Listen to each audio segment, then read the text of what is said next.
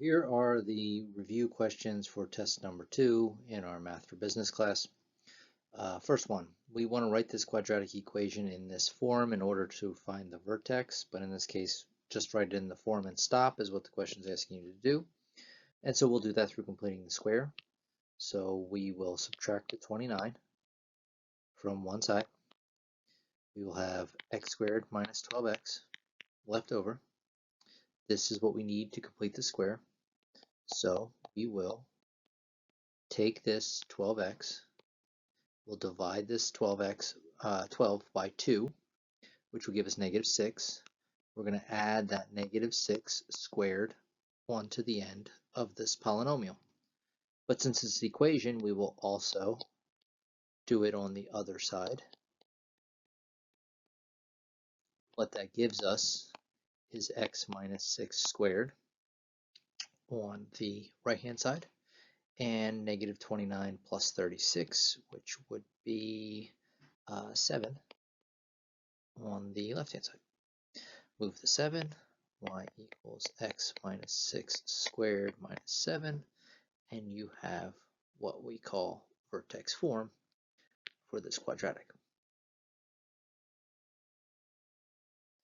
In this case, this one's already in vertex form. We can clearly see that our a value is -3. Being negative, that's telling us we're going to open down. Our vertex is found using this value and this value, and we'll have -4, 2, remember opposite of the inside, and put those two things together, -4, 2, that's our vertex. We know we open down, so there's a parabola. Here more of the same, so find the vertex, we'll put it in vertex form, and then we'll identify the vertex. So we'll move the 9, we'll factor out the 2.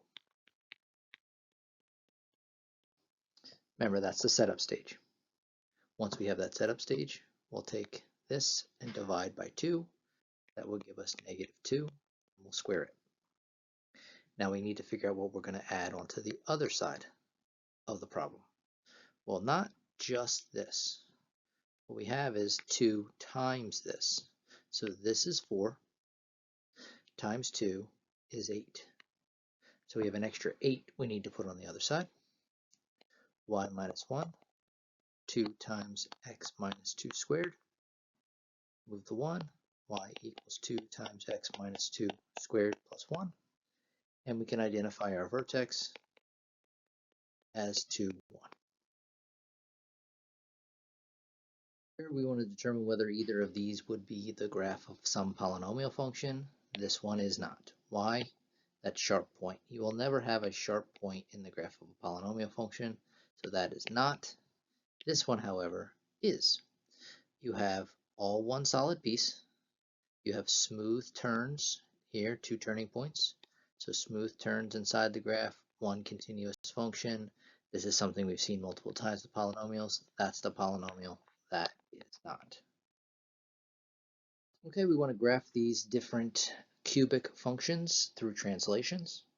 So if we look at the first one, x cubed plus 3, this means we're going to go up 3. So we're going to take our basic cube, which starts here, and we're going to then move it up 3 units. 1, 2, 3, putting us right here at 0, 3, and our graph would follow suit with that, and that would be your final picture. This one, the plus 2 inside the cube is going to make it move left 2. So again, starting with the original one, but going left 2, putting us here at this point, -2, 0. We would then have this graph. The next one, we have 2 things happening. We have the plus 3, and we have this negative here. Negative outside the cube is going to flip over the x-axis, and this is going to go up. We will flip first, move second. And so if I go to graph that one, okay, if I flip my cube over my x-axis, it looks like that. And the idea is that this comes down here, this goes up there. And then I'll move that up 3 units, 1, 2, 3, putting me here at 0, 3. And then my graph would look like that.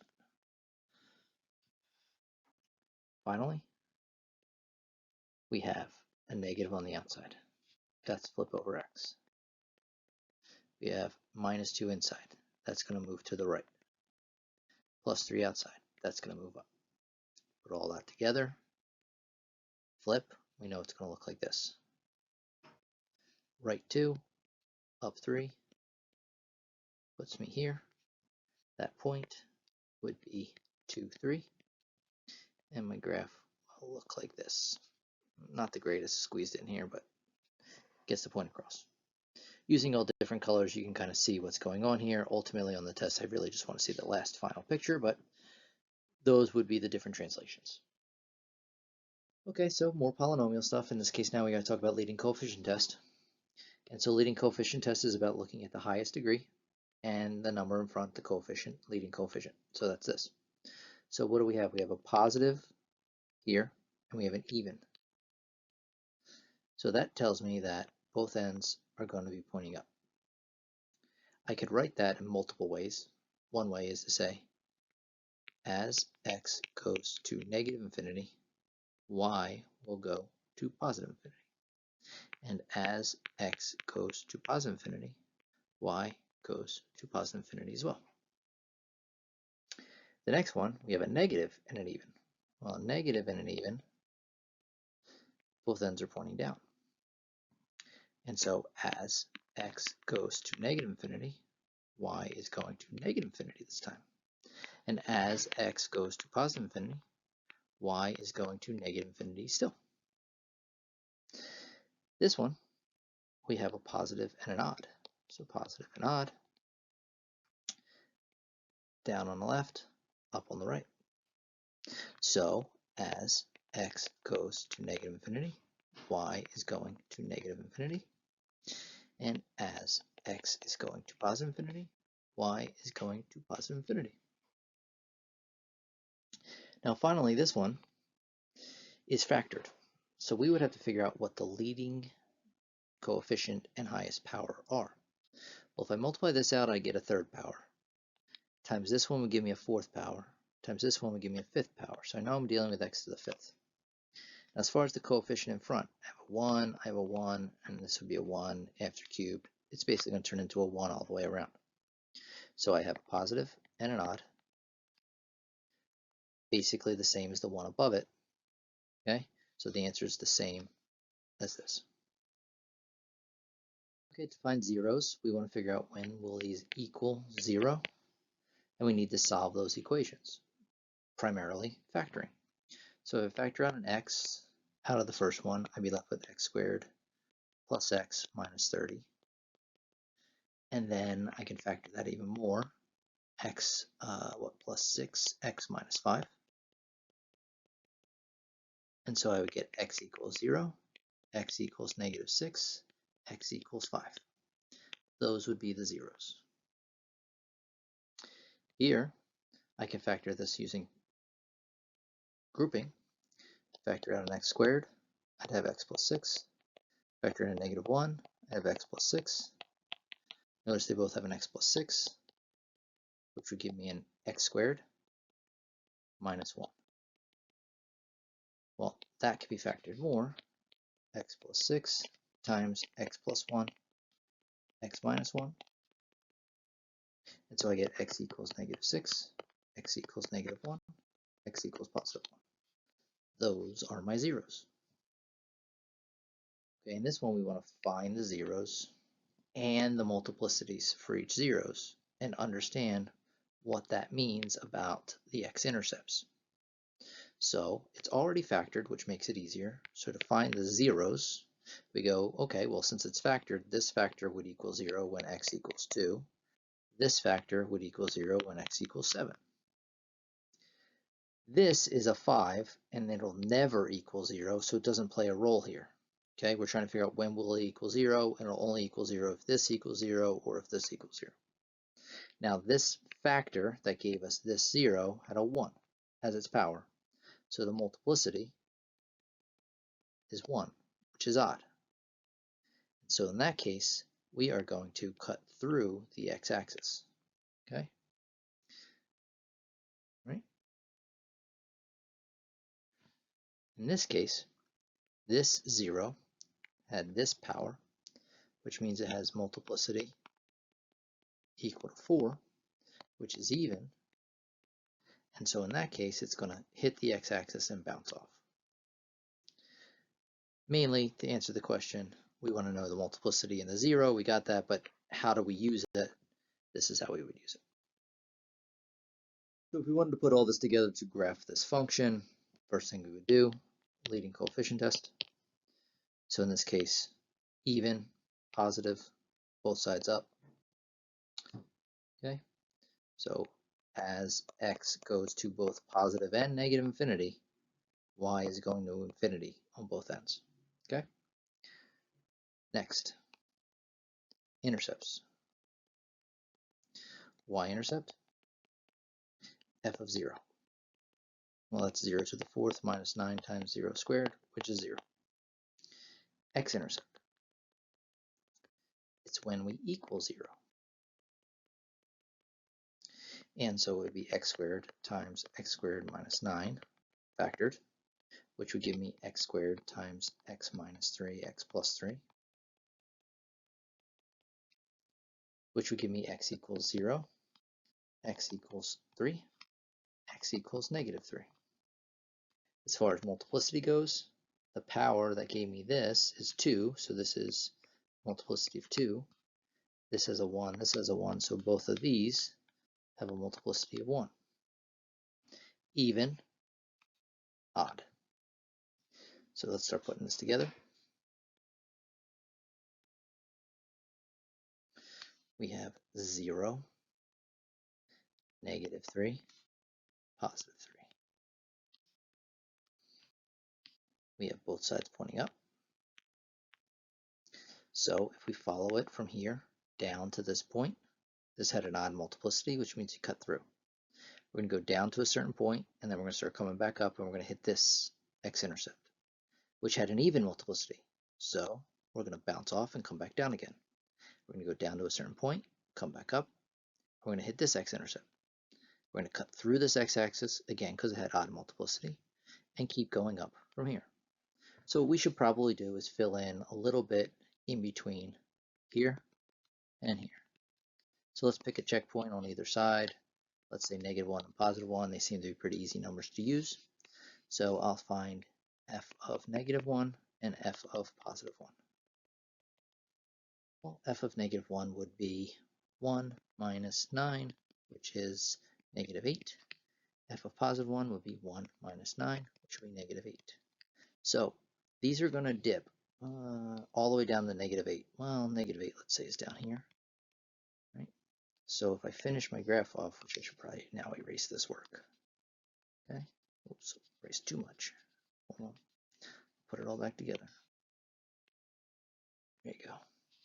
If I say negative 8 is down here, then this means we're going to dip down to here, hit negative 8, and then come back up. Same thing here, hit negative 8, come back up. So let's erase this in here. Let's erase this. And now this is getting bad. There, there. Now, these are not the lowest points on my graph. I know it is a point I'm going to go through, but not the lowest point. We don't really have a method right now to find that lowest point, but this is a pretty good indication of what my graph should look like. So just kind of clean it up. It would look like this, this, come back up, down, up, boom. All right, here's another one I want to graph. So we'll do the same thing. LCT, boom, positive and odd. So we know down, up. Y-intercept. Plug in 0. If you plug in 0 for x, you get 0 plus 0 minus 5, so you get negative 5. Okay, that's your y-intercept. Your x-intercept is setting the function equal to 0. And so we would have x cubed plus 5x squared minus x minus 5 equals 0. So we have to factor this, and we can factor it out. We're going to factor out an x squared, and we'll have x plus 5. Factor out negative 1. We'll have an x plus 5. So we get x squared minus 1 times x plus 5, which will give me x plus 1, x minus 1, x plus 5 equals 0. So I'll get negative 1, positive 1, negative 5, all of which have multiplicity of 1. Okay, let's start putting this together. Change up some colors. So we got negative 1, positive 1, negative 5. 3 x-intercepts. We also have a y-intercept of negative 5. We know on this end we're down. We know on this end we're up. We know that this has an odd multiplicity, so we're going to cut through, go up to a certain point, come back down to this one, cut through, go down to at least this point, and eventually come back up to this point, cut through, and go from there. This is not necessarily the lowest point down here, but it is a point we're going to go through. For right now, that's good enough. All we need, I think, is a checkpoint somewhere in here. Let's go negative, I don't know, 3. Okay. So we want to find f of negative 3. Well, that's not going to be fun. We could do it in a calculator.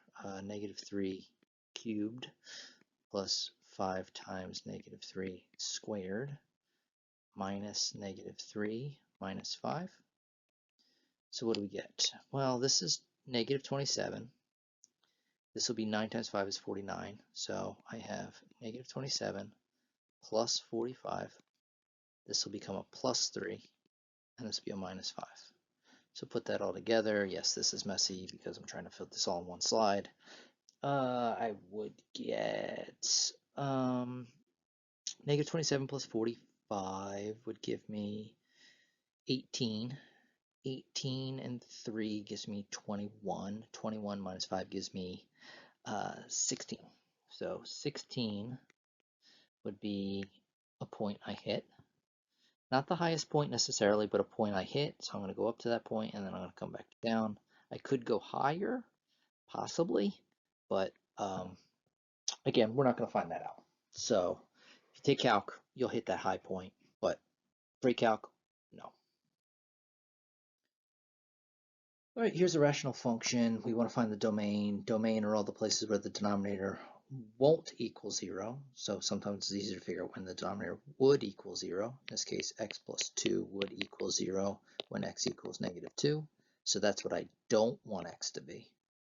So the domain is the set of all x such that x doesn't equal negative 2. And this would turn into a vertical asymptote in our function, but in terms of domain, we want everything but negative 2. So to find the vertical asymptotes in these questions, we want to set the denominator equal to 0 if the function is simplified already. Because the denominator could be equal to 0 and get two different things. Denominator could be equal to 0, we can get a hole in the graph. Denominator could be equal to 0, we can get a vertical asymptote. We want to know the vertical asymptotes, so make sure your fraction is simplified. This one is. Since this is simplified, we simply just say x minus 5 equals 0, which is x equals 5. That's my vertical asymptote. Again, simplified already. So we let the denominator, which is x times x plus 3, equal 0, which will give me x equals 0 and x equals negative 3. They're my vertical asymptotes. This is the different one. In this case, I can simplify this fraction first, giving me x plus 1 times x minus 1 in the denominator. I can cancel the x plus 1's. I would then get 1 over x minus 1, in which case, now that it's simplified, the only place the denominator would equal 0 would be when x equals 1. That is my vertical asymptote. There is another value I can't have in this function, and that would be x equals negative 1. But that's not a vertical asymptote. That would be a hole in the graph.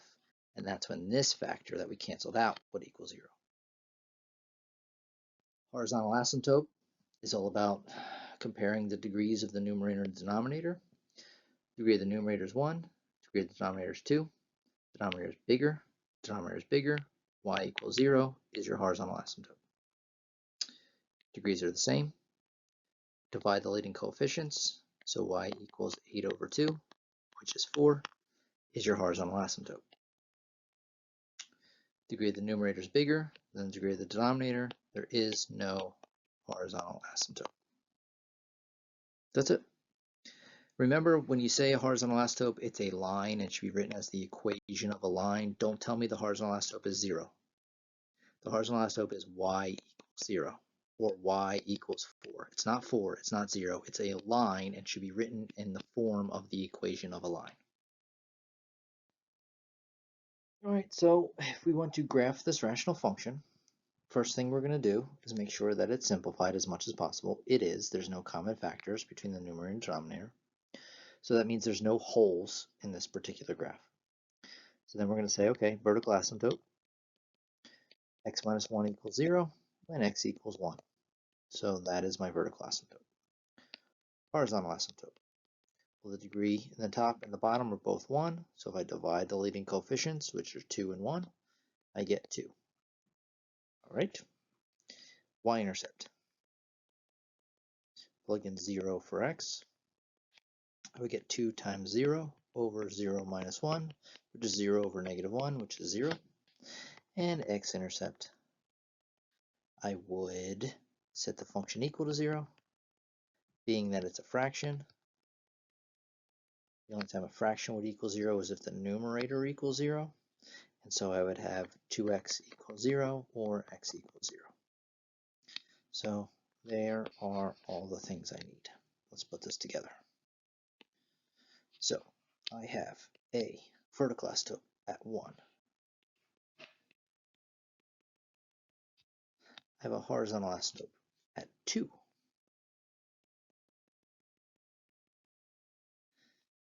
I have an x and y-intercept both at 0. And that's the only place I hit the x-axis. Now by default, I would say this has to be happening, okay, on this end. And then I just have to figure out what happens on this side. Remember, this is 1. So if I take a checkpoint over here, let's say, I don't know, 2, and I find f of 2, that'll tell me what's happening on that side. Well, f of 2 would be 2 times 2 over 2 minus 1, which would be 4 over 1, which is 4. So if I plug 2 in, I get a y value of 4, which is up here. And since I know I don't ever hit the x-axis, and I know I have to approach my asymptotes, this is what this graph has to look like. It's going to go up to positive infinity, and it's going to have to go in there. That's it.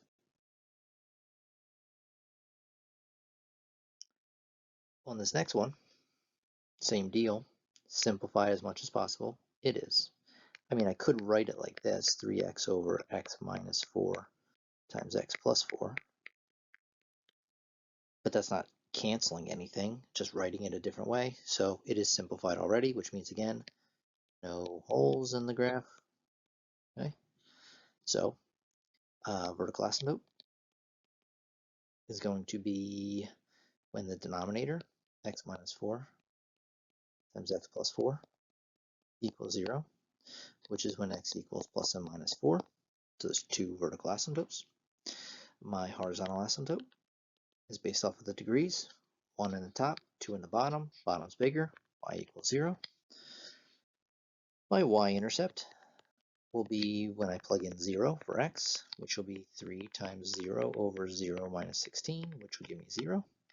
And my x-intercept will be when the numerator equals 0, which will be when x equals 0. So I have an x-intercept, I have a y-intercept, I have a horizontal asymptote, and I have 2 vertical asymptotes. Put it all together. So we're going to have 4 and negative 4. Those are our vertical asymptotes.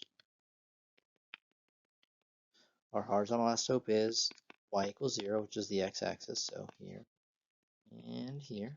Okay. Again, horizontal asymptote only explains what happens at the ends of the graph.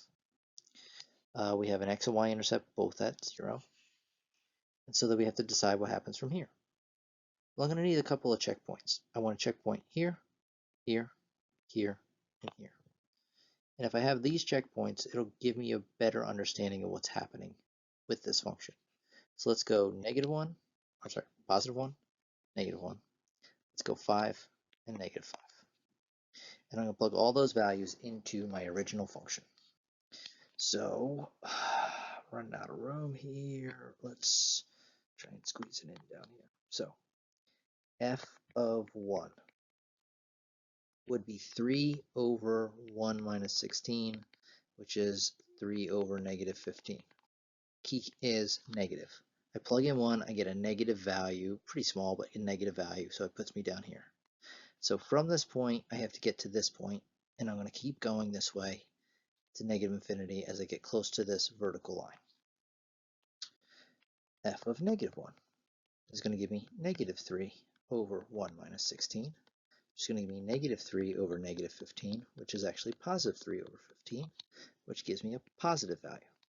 So to get from here to here, I do that, and then I'm going to keep doing that and go up to +infinity as I get close to my vertical asymptote.